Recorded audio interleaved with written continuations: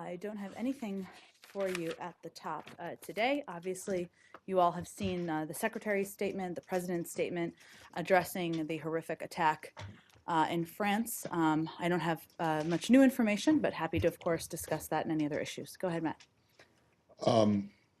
Well, do you know, has the Secretary been in touch um, with people about this? With his counterpart in France, you mean? Or other? Yeah, He well, plans to speak with Foreign Minister Fabius later this afternoon, whenever that can be scheduled. As you saw, he was over at the White House and, of course, was meeting with the Polish Foreign Minister this morning.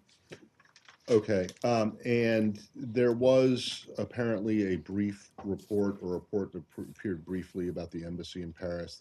You and the embassy have both said that there are no plans to take any precautions. Has that changed? Or, sorry, not to take precautions, but to close or to limit access to the public. Has that changed at all? It has not changed. Our embassy is operating as normal, as is true around the world. We're constantly evaluating the security needs of the men and women serving overseas.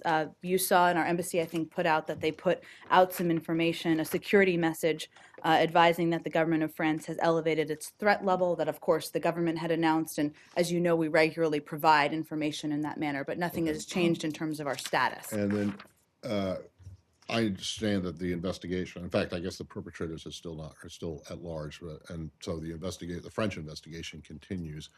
But both this administration and the previous administration, since this whole, what is purported to be the motive for this attack, both this administration and the previous administration came out when cartoons of the Prophet Muhammad have appeared first in Denmark and now in this same publication that was attacked today, saying that they have found these images to be offensive, but that they support the right of people to publish them as part of freedom of speech and freedom of the press. Is that remains the position of at least this administration? That has not changed. I will say, just to reiterate, we don't have any information at this point on the motivation. Obviously, France is in the lead on the investigation. As the president indicated, we've offered our support. We have a long history of close counterterrorism cooperation with France. We're open to providing any additional assistance that they need. We're in the initial stages of information sharing at this point in time. But at this point, we don't have more information. And as far as you know, the French have not yet or have not asked for any help. Is that correct? We're in a discussion with them about what we can provide. All right. Thanks. What's the initial stages of information sharing or intelligence sharing look like? I mean, or who would be involved in that particularly when you say that you're in the initial stages? Well, as I think my colleagues at the White House have indicated, obviously there are a range of officials at many levels who are in touch, so it could take place through many different counterparts. I don't have more to spell out on that front.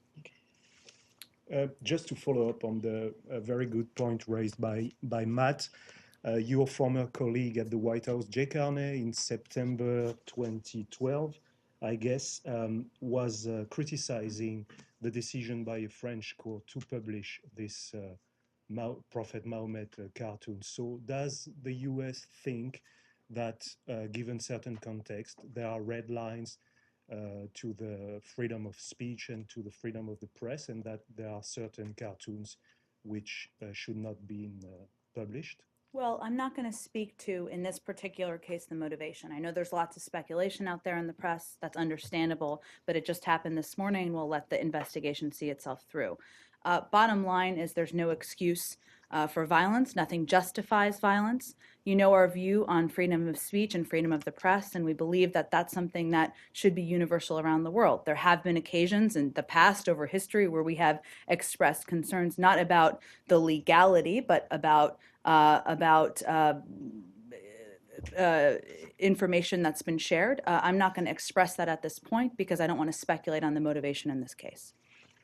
Go ahead, Allie. Is there anything you can share on what perhaps U.S. authorities have informed the French embassy here and its satellite consulates about any security measures they should take within the United States? So, Allie, you may have seen that the Department of Homeland Security put out a statement. Let me just reiterate that to you. I know there was a lot of information coming out this morning from different agencies. Their statement made clear that the Department of Homeland Security is closely monitoring the unfolding events in Paris, and it remains in contact with its counterparts in the region. DHS will not hesitate to adjust our security posture as appropriate to protect the American people. Obviously, that hasn't happened. You would know if they'd made that announcement. So certainly we remain in touch with a range of counterparts, but I would refer to DHS on any changes for the homeland.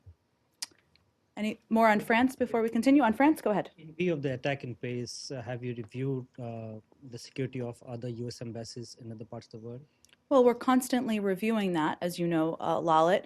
But in this case, we haven't changed our posture in France, and there hasn't been changes other places as a result of this either. Also, did you had any prior intel information about this attack? You always get lots of information. Prior information about the attack? Yeah.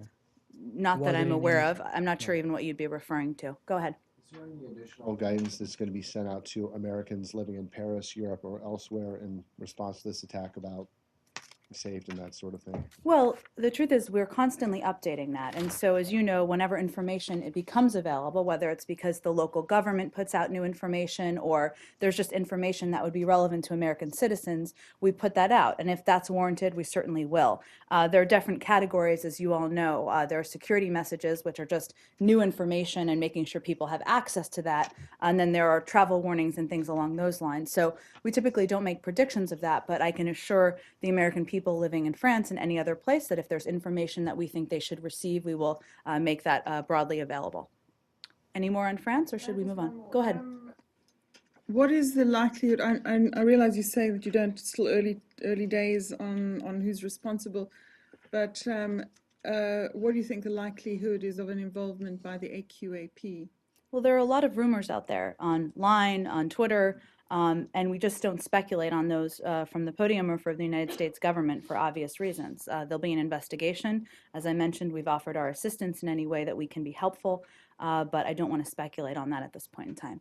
So you don't have reason to believe that, especially the editor-in-chief of Charlie Hebdo was a target of Al-Qaeda because he was on the list published in 2013. Well, we know the history here, right? And we know the events that took place about 3 years ago, if I'm remembering the dates correctly as well. But again, I think all of the factors are looked at by the appropriate law enforcement authorities. We'll work with them, and as we have more information available, we'll certainly let France have the lead, but we'll provide that to all of you. Any more in France, or should we move on? Okay, go ahead, Uganda? Joe. Could I go to Uganda? Uganda? Oh, Well, just before we get there, Sure. yeah, and this will be very brief because you put a statement out about it just before. on But Yemen? what happened in Paris today was not the only terrorist attack there was, and in fact, 3 times as many people, as far as I understand, were killed in the suicide bombing in Yemen at the police academy. I'm wondering, one, if you have anything more to say about it than in the statement that you just put out, and 2, if there's been any contact with Yemeni officials about this. Well, we put out a statement for exactly that reason, obviously. In the statement, we made clear we strongly condemn this attack. I don't have any updates on our contacts. We're certainly in regular contact on the ground, but I'm happy to take that, Matt, and see if there's contact with them on the Does ground. that raise any questions about the Houthi government's ability to maintain security in Yemen? Well, as we all know, Roz, there have been a range of challenging security incidents in Yemen. It's a country that we work closely with to boost their counterterrorism capacity. There are several incidents they've fought back against. So no, I wouldn't say our evaluation has changed on that front. It's an issue we continue to work closely with the government on. Go ahead. Uganda.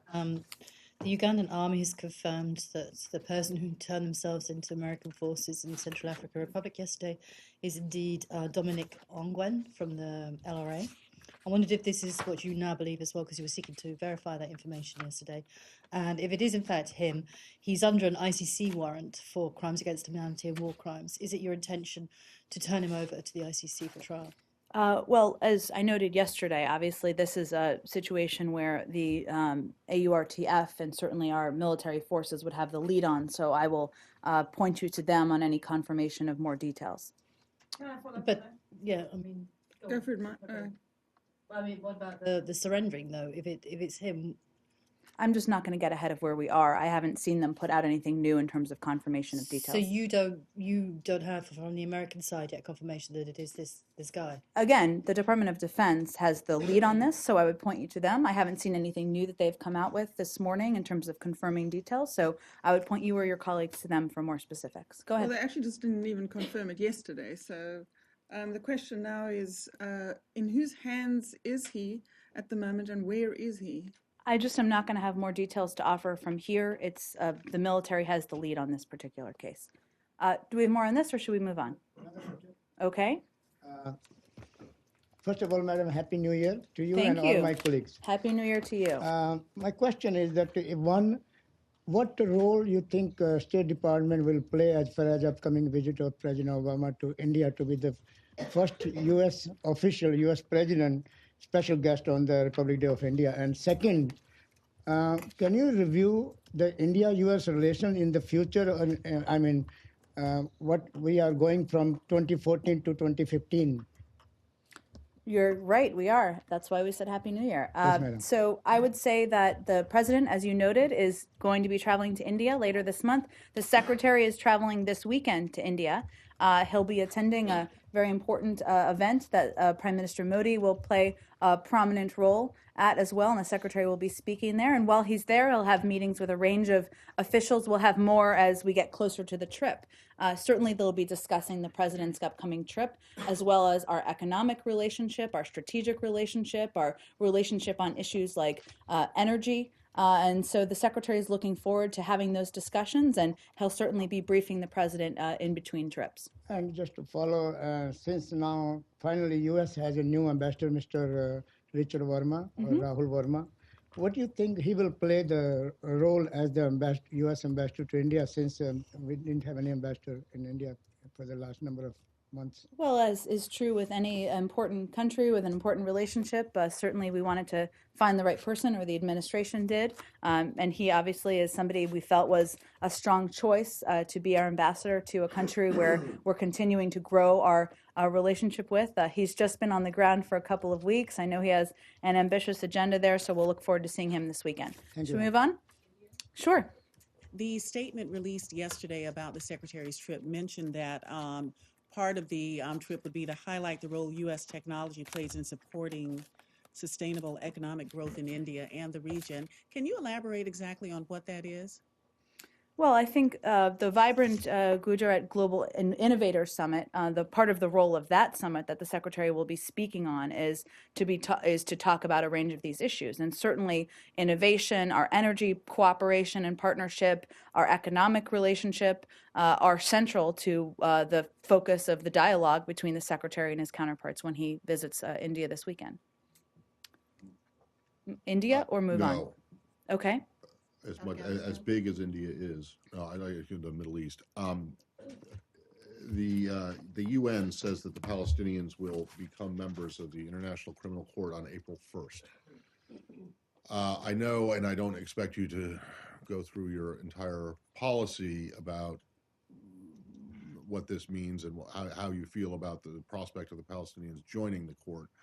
But I'm wondering what the American position, the administration's position is on whether the Palestinians even qualify to be a member of either, to be a signatory either of the Rome Statute or to be a member of the court, and whether or not that will play into any aid funding decisions, given the fact that there's now legislation on the Hill that would bar the Palestinians from getting any U.S. aid, even it's stronger than the existing legislation, which does not bar aid, which only bars aid if the Palestinians pursue a case against Israel or support one. Well, a couple. Let me try to answer your questions. All of them. One is the UN spokesperson issued a statement you may have seen earlier today, making clear that the steps taken in fulfilling the Secretary General's role as depository for the ICC Rome Statute are purely administrative. So they are therefore not a judgment on eligibility. They're accepting the documents. Obviously, they can clarify more what his role is and how that will specifically work. From our point of view, there are Well, did you ask me about UN funding, or you asked me, I'm sorry, there were a couple questions in there. I just Well, want to make sure I get them all. I want to know if the administration believes that the Palestinians have the standing to even become a member of the court. And then I was going to ask you about the legislation. Sure. Well, let me give you a short answer, and then let me take part of this because there's a legal answer to this that we can provide to all of you in a more extensive way after the briefing. The United States does not believe that the state of Palestine qualifies as a sovereign state and does not recognize it as such and does not believe that it is eligible to accede to the Rome Statute. There are obviously legal parts of this, so we will send that out to all of you after. In the funding part, can you just repeat that one more time? Senator Paul has introduced a bill that would strip that makes that would bar the administration from giving aid to the Palestinians should they become a member of the court. That legislation is tougher than the existing legislation that bans aid only in the case of the Palestinians joining and then filing a case or supporting a case against Israel. In other words, it does not say that membership precludes, only membership precludes it. Does the administration support this legislation? Well, I'm not going to speak to proposed legislation. I will say that obviously we're taking a look at the law. There's no question that we will be complying with all laws as it relates to our assistance, of course. We're consulting with Congress. We're looking at the law. I don't have any other analysis at this point in time about what the impact will be. All right. And then your answer on the first question, when you say the U.S. does not believe that Palestine is a sovereign state and therefore it does not qualify for membership in the ICC, does that mean that you also do not believe it qualifies for membership in the other UN organizations to which it has signed up to? Particularly, I'm thinking of UNESCO. Well, I think, as you know, there are certain triggers as it relates to funding that. Well, forget about the funding for the moment. I'm just wondering if you think that Palestine or the Palestinians, to make it easier, are qualified to be even, observer members of UN organizations. I mean, they are recognized by the General Assembly as a state. When they sit down at the UN, they have a sign in front of them as the state of Palestine. So, I mean, well, you know our view on their desire to not only become a state, which we certainly support, but their interest or efforts to accede to UN organizations, which we feel, of course, is counterproductive to the stated goal of achieving peace in the region. In terms of the legal implications, I'd have to look at each case and talk to our lawyers about it. The U.S. has long supported Taiwanese membership in certain UN organizations, World Health Organization, KO, other things. Is that in any way? I'm finding it hard to understand. I mean, Taiwan you do not regard as a sovereign state. You regard it as part of China, and I realize that situations are different. But in this case, the Palestinians, you do not believe the Palestinians have the standing to become a member of any UN organization? I said, as it relates to the Rome Statute, I'm happy to take the question and see if there's something more specific we can offer from a legal standpoint. Go ahead. Can I follow up on that? On Monday, when we were talking about this, you said that you were going to try and find out some more information about whether Secretary Kerry had a waiver on any of these. Now, obviously, the Rand Paul legislation would be different, and that's not completely completed yet. But under the Cromnibus that was passed at the end of December, there were two sections. One was about the UN agencies and one was about the ICC. And specifically on going to the ICC, have you managed to clarify whether Secretary Kerry has a waiver on any move to freeze aid or not? Our lawyers are still looking at what the implications are. I think it's unlikely we'll have analysis on it right now. It's something we're looking closely at and we're consulting with Congress on, but I can follow up with them and see if there's anything new to update on that front. And just so, because it's complicated, to clarify, at the moment, you have said that there are implications for U.S. aid. There could be implications. There could be implications for U.S. aid under the legislation that's already existing, under the law that already exists. But separately, as the U.S. administration, are you reviewing the aid that's currently going to the Palestinians, and are you informing them of any moves to freeze part of that if they continue with this ICC bid? Well, there's obviously different implications if things are continued, so I'm not going to speculate on that. Right now, what our focus is on is working with Congress and determining what the implications will be, and working through the legal process of determining what the impact would be. Beyond that, that's how we're looking at this. We do obviously see benefits of the assistance that we've been providing to the Palestinians. There's no question about that, but certainly we're going to abide by the law as well. So any freezing of any aid would most likely come from Congress, not from the U.S. administration separately, as a separate. Well, it's something we're in close contact with Congress about. And, you all are familiar, I think, with the history here of times where aid has been frozen for a variety of reasons, but we'll continue that discussion with them, and I'm sure we'll keep talking about it in here as things develop. Sorry, I just have one more on, Sure. on the idea that Palestine is ineligible or not eligible to join the ICC. Is there anything you can do to prevent them from joining? I'd have to check on that and see. Obviously, it's the UN and member countries that look at it, of which we're one, but I don't have anything more in the process for you. Well, I mean, but there's no way. I mean, you're not a member of the ICC. Correct, so we're no- not. So I don't understand what's the practical effect of you thinking that the Palestinians aren't eligible to join? Well, I think that people are interested in the view of the United States on this issue. They are. I asked about it, but I mean, is there Correct. a practical effect? I'd have to check To and that. see in terms of the impact of it. And obviously, there's a whole process that I'd point anyone to the UN on in determining whether or not they'd be eligible or they'd be But apparently, accepted. they think they are eligible. Well, I think, again, I'd point you to the spokesperson's statement where they made clear that this was administrative and doesn't determine what the outcome is. Do you have anything on Israeli reports that Khalid Mashal, the head of Hamas, may have been kicked out of Qatar? I've seen the reports, Raz. I obviously don't have any confirmation of details. I would just reiterate that our position on Hamas has not changed. Hamas is a designated foreign terrorist organization that continues to engage in terrorist activity and demonstrated its intentions during the summer's conflict with Israel. We continue to raise our concerns about their relationship with a range of countries, but that hasn't changed. I don't have anything new in terms of Michelle's whereabouts or the status of that. Have there been any conversations between this building and the Qatari government about Mashal's status in their country? Well, I think, as I mentioned, we've raised in the past our concerns about Hamas. We have not made a secret about that, and that hasn't changed either. Let me rephrase. Since these reports have come out, has the U.S. government talked to Qatar about his status?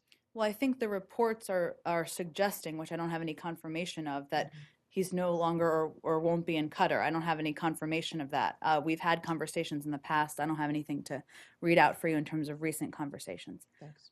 Any more on this? Do Or you support the Qatari government in case they take this decision? I'm not going to speculate on it. We don't have any confirmation about it. Our view on Hamas is very clear. Go ahead. Back to the Palestinians for a minute. Sure. Does the secretary still believe that he could restart the direct dialogue between the Palestinians and the Israelis after the elections?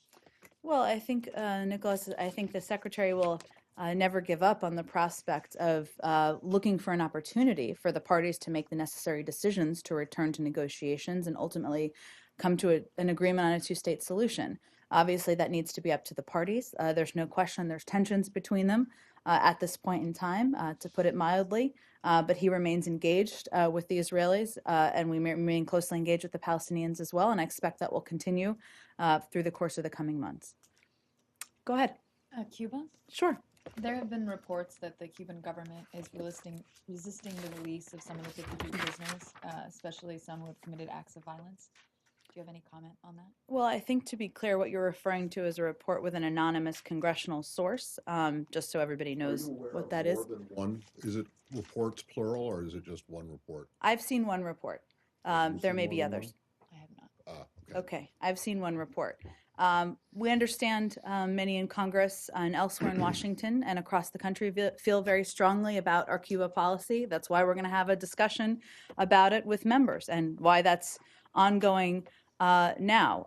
We continue to believe that This was the right policy and the right change, not just for the Cuban people, but for the United States, our relationships in the region, and to provide new economic opportunities in the region as well.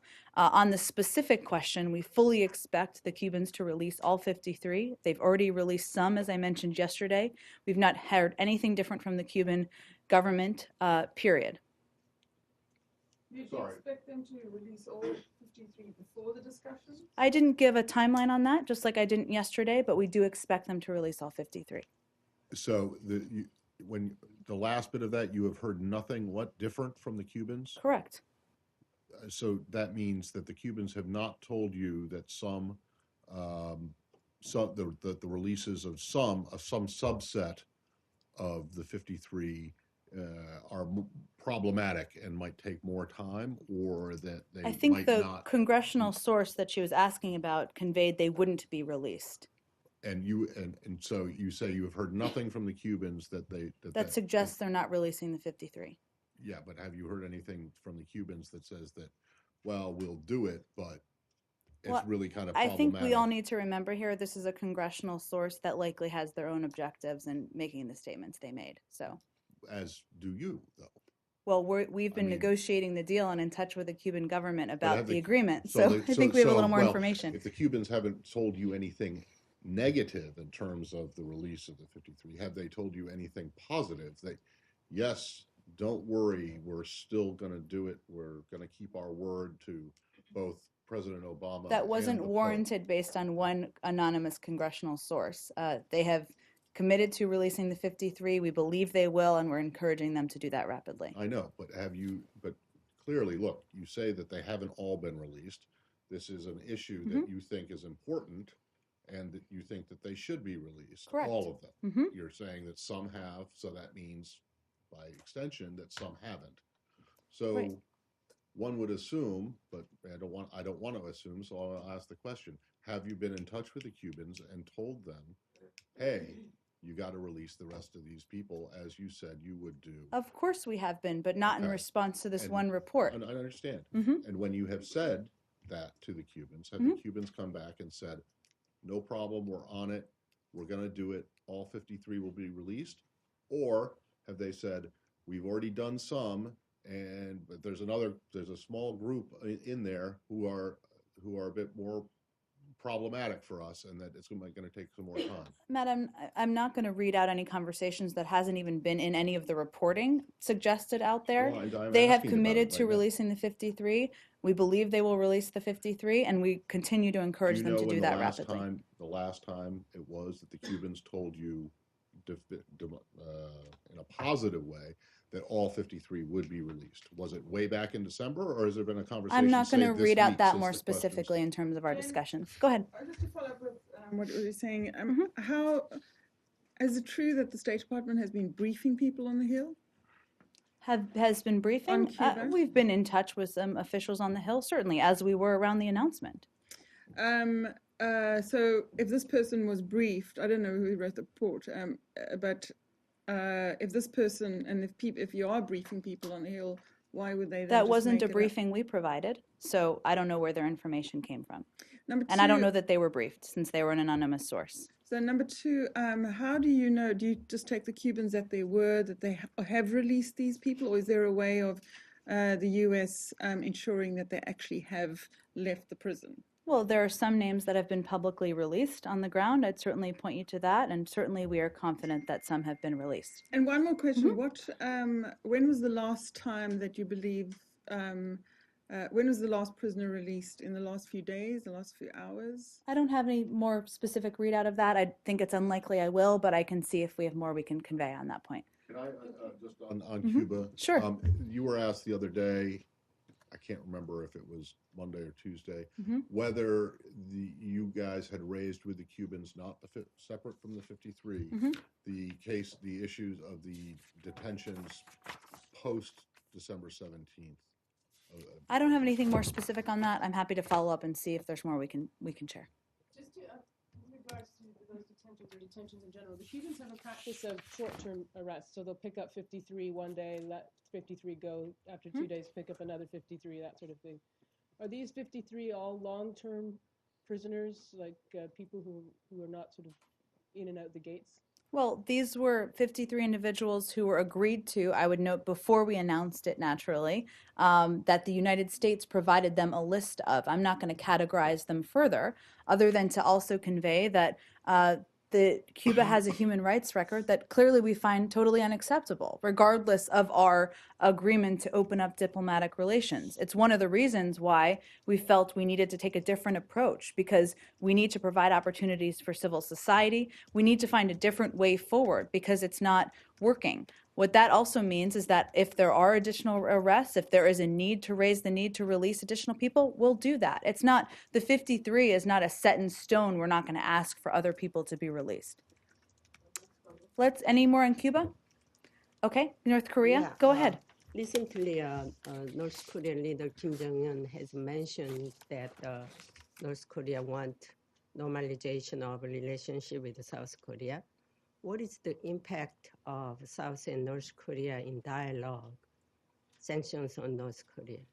Well, we've certainly encouraged dialogue between North and South Korea. There have been occasions where that has happened, as you know, in the last several months or years. Our sanctions are put in place as a result of a range of factors, including their human rights record, including their nuclear aspirations.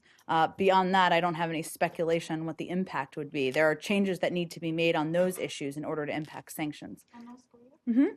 Tomorrow is Kim Jong-un's birthday. Do you have any message to convey to him from the podium? I do not. Generally speaking, do you have any message on human rights and nuclear issues that you want to see improvement from? Well, I think broadly speaking, we've long said on the nuclear issue that the ball is in North Korea's court. They need to abide by their international obligations, including the September 2005 joint statement. We haven't seen any indication they have plans to do that. On human rights, they have one of the most abysmal records in the world. It's resulting in the suffering of the North Korean people, and certainly we would encourage any leader to take a look at that. Go ahead, Lala. One on Sri Lanka. Sure. Sri Lanka is headed for presidential elections tomorrow. Mm-hmm. And before the elections, there have been large-scale violence in parts of the country. Several human rights organizations have expressed concern about it. Mm-hmm. Have you seen those reports, and what are your thoughts on it? Well, of course, the United States supports a free and fair electoral process in Sri Lanka that is credible, peaceful, and inclusive. To that end, Secretary Kerry called the Sri Lankan president yesterday to underscore the government's responsibility to ensure the January 8th elections will be free from violence and intimidation, and that the vote counting is carried out credibly and transparently. Of course, he and we all had seen the reports that you referenced. We will continue to monitor the situation in Sri Lanka. We urge the government, its election officials and police, all political parties and actors to ensure access to all vote centers for the voters to vote, and counting centers for all international and domestic observers. We're concerned about reports of violence and urge the government to ensure a transparent and credible investigation into any allegation of fraud or violence. So the call was yesterday? Was the, let's see, 5th, 6th, 7th, 8th. I think the 8th actually is, yes, it was yesterday. He called him yesterday, and the 8th is today. And is the U.S. sending any election observers in Sri Lanka? I can check on that for you. I'm not aware of observers we're planning to send, but we'll check on that for you as well. Okay. I have one more from South Asia, Okay. Pakistan. Sure. The Pakistani parliament today passed and approved for a military court for trying the terrorist suspects. Have you seen that, and what are your thoughts? How do you view this? Well, we've seen the reports, and we're seeking additional information as the Pakistani government adopts measures necessary to institute them. We support efforts to counter terrorism and bring perpetrators to justice. But we believe it's important efforts be consistent with principles of due process. We will continue to engage with the government of Pakistan on a range of these issues and seek information on these on this vote, as I mentioned. So you have concerns basically that in these courts, due process of law might not be followed? Well, I think we just want to, we're exploring and looking to receive a little bit more information so we can address or explore that question. Well, it would seem to me that this administration, at least for its own, the terrorism suspects that it has wanted to get away from the military tribunal aspect of it. Why would you then need to even think twice about a Pakistani move to move to military tribunals wouldn't, I mean, away from a civilian court. Matt, we just don't have more details on what exactly this is, so we're seeking those, and I expect we'll have more to say once we do. Go ahead in the back. Do you have any update on the flag raising controversy at Twin Oaks? You said yesterday that Twin Oaks is the representative's compound, not a private person's home. But nevertheless, it is a piece of property that belongs to the Taiwanese government and is in the control of Representative Shen. That's probably why he insists in Taipei that it is within his right to hold an internal private flag-raising ceremony. And also he said it's not unprecedented. Last October, during the National Day celebration, flags were raised and AIT officials were present and they made addresses. Do you have any comment on that? I don't have any details on that. I'm happy to look into it. I don't have anything to add to what I offered yesterday. I think the point you mentioned is that it's an official government facility. It's not a private individual's home, and that's what I was referencing yesterday. And the question was, what is the United States view? I offered the United States view. All right. Yeah, follow up. Mm-hmm. There are those in Taipei who say that the U.S. disappointment with the ceremony has more to do with China's strong protest and representation rather than with the real U.S. displeasure. Is there any truth to that? Well, it has to do with our consistent policy. That's what it has to do with. So on this issue, I don't want to belabor it, but yesterday I asked, is there any repercussion? Is there any consequence for the? We're in discussions. We continue to be in discussions with Taiwan authorities on this matter, but I don't have any updates on that. I believe the flag has actually been taken down regardless.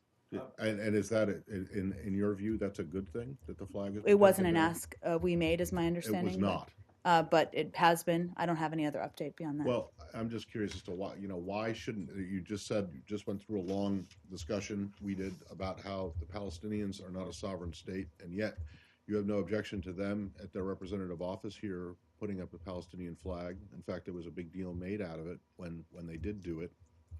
It may or may not still be there, but there are other places that are not, or other geographic entities that are not, perhaps not countries that are allowed to, raise flags at their offices. Why such a, why take the stand that you're taking? Well, as I mentioned yesterday, Matt, we have strong cultural ties with Taiwan.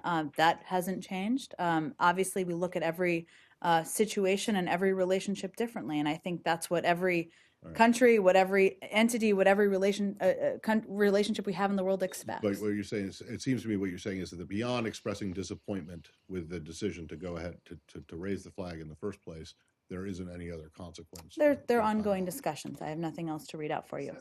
Sure. I believe the Taiwanese representative made some remarks to the effect that confirming that that the Taiwanese side hadn't informed the U.S. in advance, and that was specifically to give the U.S. deniability vis-a-vis China. Would you have preferred to have been notified in advance, or was it preferable that you weren't?